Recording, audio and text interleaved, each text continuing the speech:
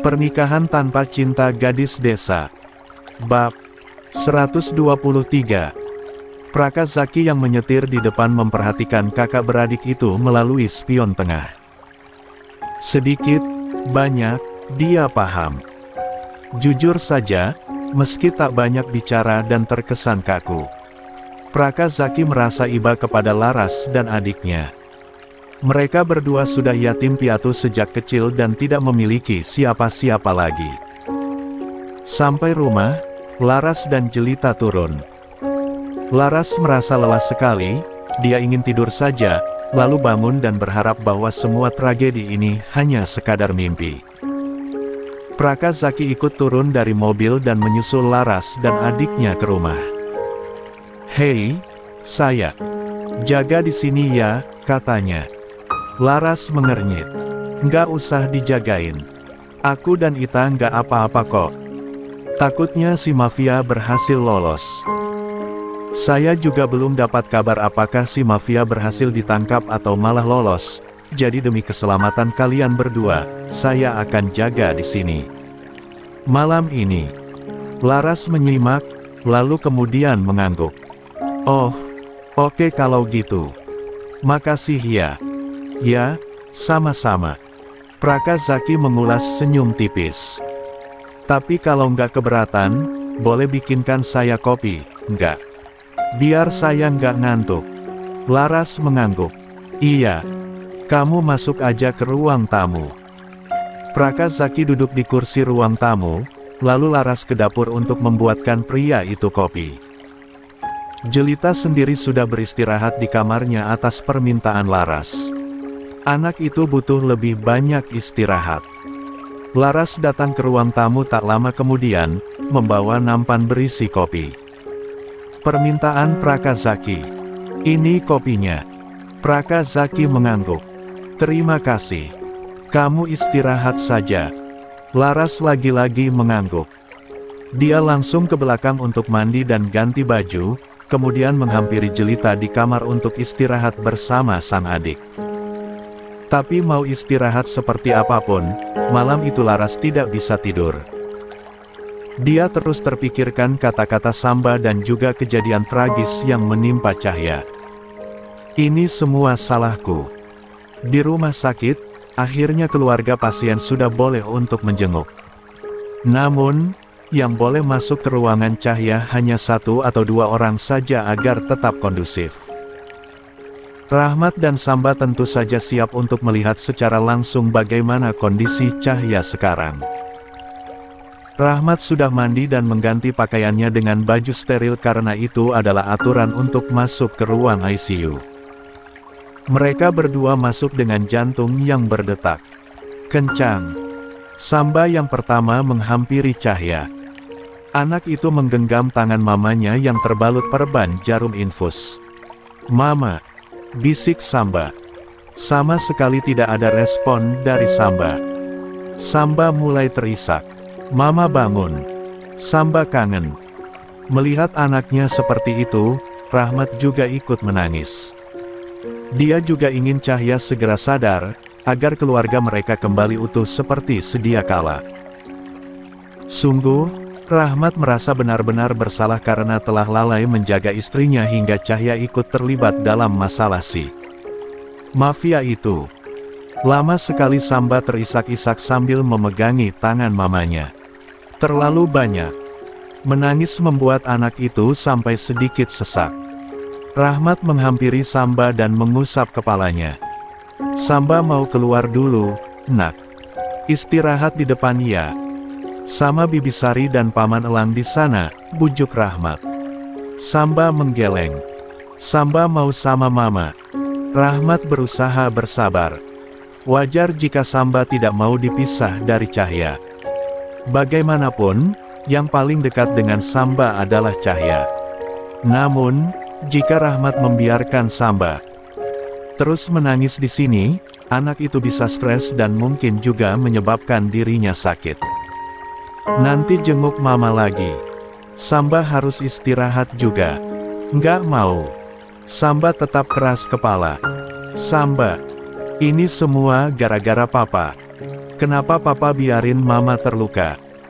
Rahmat semakin merasa bersalah melihat kemarahan anaknya. Samba benar. Dia tidak becus menjaga Cahya. Suami macam apa dia ini? Papa minta maaf, itu semua memang salah papa. Tapi Samba harus istirahat sekarang, jangan sampai Samba sakit. Mama pasti sedih kalau lihat Samba sakit. Samba ingat, kan gimana khawatirnya mama kalau Samba sakit. Akhirnya setelah cukup lama dibujuk oleh Rahmat, bocah SD tersebut mengangguk.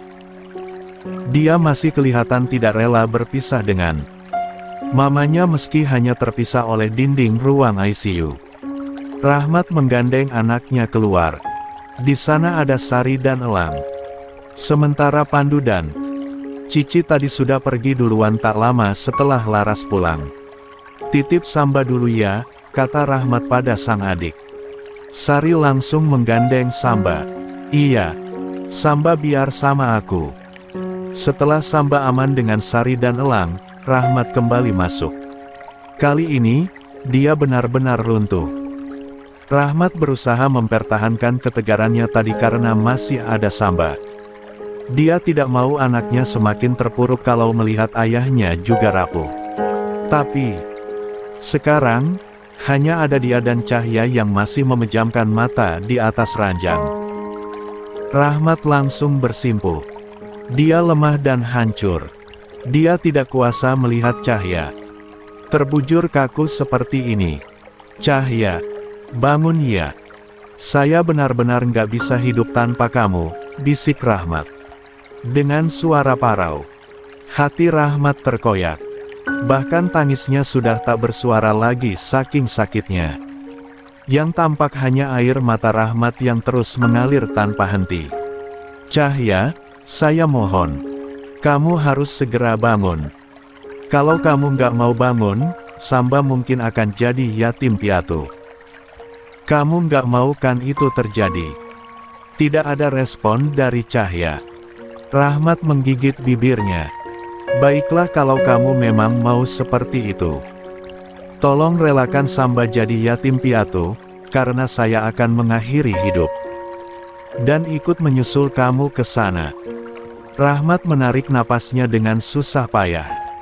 Dadanya seolah terhimpit batu besar. Sesak dan sakit.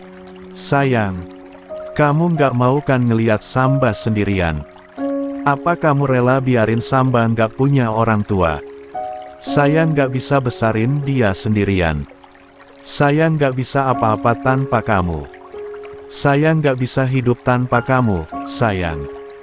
Jadi, ayo bangun, Cahya. Bangun.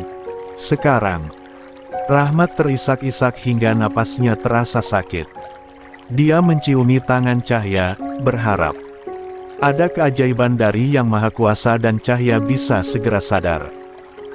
Cukup lama Rahmat tenggelam dalam kesedihannya, hingga kemudian air mata mulai menetes dari sudut mata Cahya yang masih terpejam.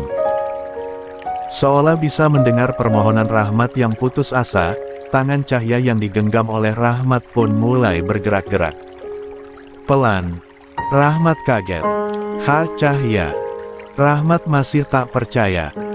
Dia takut itu hanya halusinasinya karena terlalu putus asa. Namun, jemari Cahya memang benar-benar bergerak. Rahmat langsung melepaskan tangan Cahya dan berlari keluar untuk memanggil dokter. Dokter datang dan langsung memeriksa kondisi Cahya. Rahmat diminta untuk keluar dulu. Di luar, Rahmat begitu cemas. Tak lama setelahnya, dokter yang memeriksa Cahya keluar dengan senyum tipis. Bu, Cahya sudah sadar, tapi beliau harus tetap di ruang ICU sampai kondisinya benar-benar stabil. Mungkin besok baru bisa dipindahkan ke ruang rawat inap, jelas sang dokter. Rahmat langsung sujud syukur ke lantai. Menangis sejadi-jadinya di sana. Dia tidak peduli dilihat orang lain. Yang jelas dia hanya ingin mengungkapkan rasa syukurnya kepada Yang Maha Kuasa. Setelah sujud syukur, dia langsung memeluk Samba yang sama-sama menangis. Karena senang mamanya sudah sadar. Rahmat dan Samba benar-benar tidak sabar menunggu sampai Cahya dipindahkan ke ruang rawat inap agar lebih leluasa ketika mau menjenguk. Baru esok harinya, Cahya dipindahkan ke ruang rawat inap karena dokter menyatakan kalau kondisi Cahya sudah lebih stabil. Namun, dokter tetap memberi nasihat bahwa yang menjenguk tidak boleh langsung masuk terlalu banyak.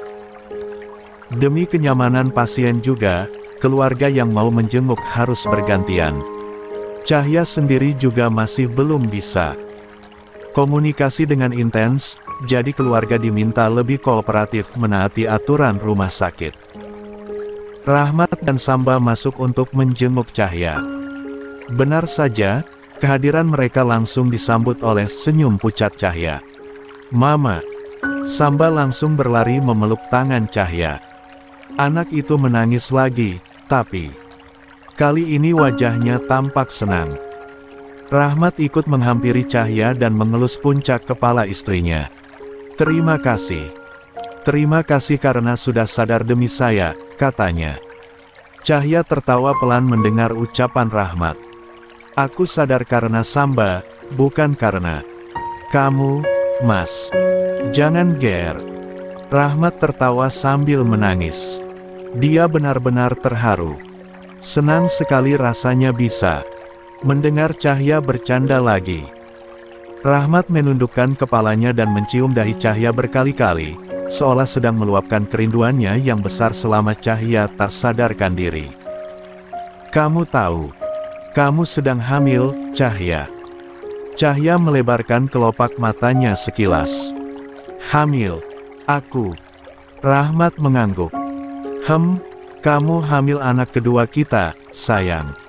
Samba akan punya adik. Benar. Mas nggak bohong, kan?" Rahmat terkekeh geli melihat Cahya masih tidak percaya dengan kabar mengejutkan itu. "Iya, dokter yang kasih tahu." Cahya tersenyum senang.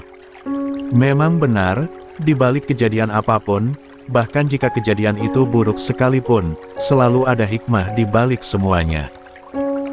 Siapa sangka, Cahya ternyata hamil padahal dia baru saja mengalami tragedi yang berbahaya.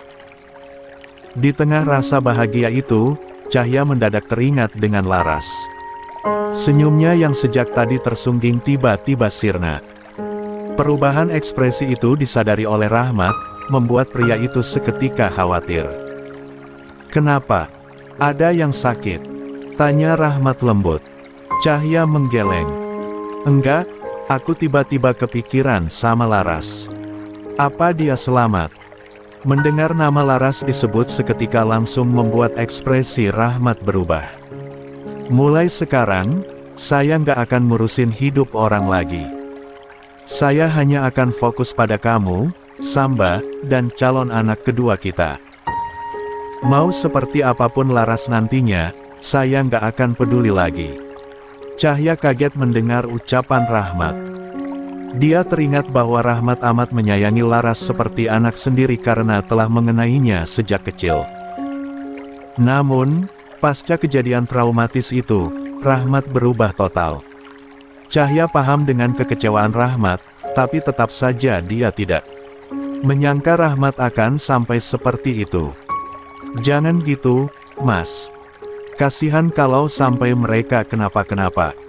Apalagi, jelita masih kecil, masih seumuran Samba.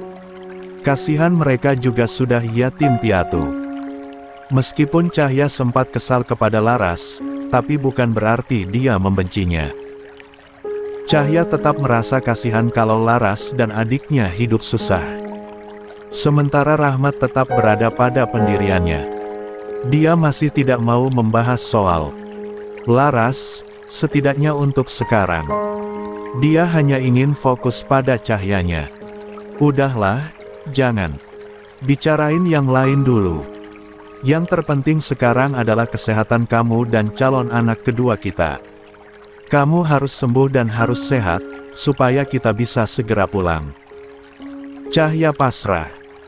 Melihat ekspresi Rahmat, tampaknya sang suami memang sedang tidak mau membicarakan tentang Laras sama sekali. Cahya tidak mau merusak suasana hangat di antara mereka dengan topik pembicaraannya, jadi pada akhirnya dia hanya mengangguk. Iya, Mas. Setelah beberapa hari dirawat, Cahya dinyatakan sudah benar-benar stabil dan diperbolehkan pulang. Rahmat dan Samba senang sekali mengetahui perkembangan kondisi Cahya. Sejak pagi tadi, Rahmat sudah bersiap untuk membawa pulang Cahya. Akhirnya, keluarga mereka akan berkumpul lagi. Kamu beneran sudah merasa enakan, kan? Tanya Rahmat memastikan. Meskipun dokter sudah menyatakan bahwa Cahya sembuh, Rahmat masih mempertimbangkan bagaimana yang Cahya rasakan sendiri. Cahya mengangguk sembari tersenyum. Iya, Mas. Udah berapa kali kamu tanya gitu? Katanya sambil tertawa geli. Rahmat menggaruk tengkuknya sendiri. Saya hanya khawatir. Aku sudah sehat, Mas. Alhamdulillah. Kamu tenang aja. Rahmat mengangguk. Mereka pun pulang ke rumah. Sesampainya di rumah, ketika mobil Rahmat baru berbelok ke pelataran rumah dinas Rahmat, ternyata ada Laras dan Jelita yang menunggu mereka. Ekspresi Rahmat langsung kelihatan kurang bersahabat kala melihat dua perempuan itu. Cahya menyadari perubahan ekspresi itu, tetapi dia hanya diam. Begitu turun dari mobil, Laras dan Jelita langsung menghampiri Cahya. Laras menatap Cahya yang masih pucat dan berjalan sambil berpegangan pada bodi mobil. Dia merasa sangat bersalah karenanya. Tante Cahya, panggil Laras. Belum sempat Laras mendekat kepada Cahya, Rahmat sudah lebih dulu menghalangi. Ada apa lagi, Laras? Tanyanya. Nada suaranya begitu dingin. Laras sampai merinding mendengarnya. Laras menyerahkan sebuah kunci rumah kepada Rahmat. Aku mau balikin ini, Om. Sekalian mau lihat keadaan Tante Cahya juga karena katanya sekarang udah boleh pulang. Rahmat mengernyit. Ini. Aku dan Ita mau pindah dari rumah kontrakan itu, Om, jelas Laras. Mendengar ucapan Laras, akhirnya Cahya tahu bahwa Rahmat tidak pernah membelikan rumah untuk Laras dan Jelita. Rahmat hanya membantu mencarikan rumah kontrakan untuk mereka berdua agar Laras dan Jelita lebih aman dari si mafia. Laras mengulas senyum, kemudian membungkukkan badannya sekilas. Aku juga mau minta maaf sama Om Rahmat dan Tante Cahya. Selama ini, aku udah banyak ngerepotin kalian. Cahya yang sejak tadi diam di belakang punggung Rahmat akhirnya mendekat. Rahmat masih waspada. Entah mengapa, dia enggan mendekatkan Cahya dengan Laras, seolah kehadiran Laras membawa bahaya untuk Cahya. Rahmat tahu pemikiran seperti itu sangat salah, sebab selama ini si mafialah yang berbahaya. Namun, Rahmat masih tidak bisa menghapus kenyataan bahwa Laras sempat bekerja sama dengan si mafia itu untuk mengusik keluarganya. Apalagi dia juga sudah mengetahui perasaan Laras yang sebenarnya untuknya. Makanya, alam bawah sadar Rahmat seolah secara otomatis mendeteksi Laras sebagai sumber bahaya untuk Cahya. Memangnya kamu mau kemana? Tanya Cahya. Laras mengendikkan bahunya. Kemana aja, yang penting aku dan Ita janji nggak akan ganggu keluarga Tante dan Om lagi. Tapi kalian kan nggak ada sanak saudara lainnya. Kenapa nggak tinggal di rumah itu dulu? Laras menggeleng mendengar pertanyaan Cahya. Nggak apa-apa, Tante. Aku mau mandiri. Aku mau ngurus Ita dengan jerih payahku sendiri. Nggak mungkin aku terus-terusan mengandalkan orang lain. Cahya kelihatan iba. Meskipun dia sempat kesal dengan Laras, tetap saja dia tidak tega. Kalau Laras dan adiknya harus hidup susah setelah ini. Laras menundukkan kepalanya lagi di hadapan Cahya. Maaf, Tante. Tolong maafin Laras dan kelakuan Laras selama ini. Laras udah bikin Om dan Tante salah paham dan bertengkar juga. Aku tahu Tante dan Om pasti masih belum bisa memaafkan kesalahan aku. Tapi Laras harap suatu hari nanti kalian bisa maafin aku. Cahya tersentuh mendengar permintaan maaf yang begitu tulus dari Laras. Bagaimana pun, Cahya itu sangat berhati lembut. Dia selalu tidak tega ketika ada orang lain yang meminta maaf padanya. Meskipun kemarin nyawanya hampir saja melayang karena andil wanita muda di depannya ini. Cahya langsung mengangguk menanggapi permintaan maaf Laras. Iya, Tante juga minta maaf sama kamu kalau selama ini kurang bersikap ramah. Laras langsung menggeleng. Enggak, Tante nggak ada salah apa-apa sama aku, jadi nggak usah minta maaf. Cahya mulai menitikkan air mata. Dia mendekati Laras dan memeluk wanita itu begitu erat, lalu ganti memeluk Jelita juga. Kalau gitu, aku dan Ita pamit dulu ya. Sampaikan salam kami ke Samba juga. Semoga Samba juga bisa maafin aku, ucap Laras. Cahya mengangguk. Hati-hati ya, Laras. Jaga Jelita dengan baik.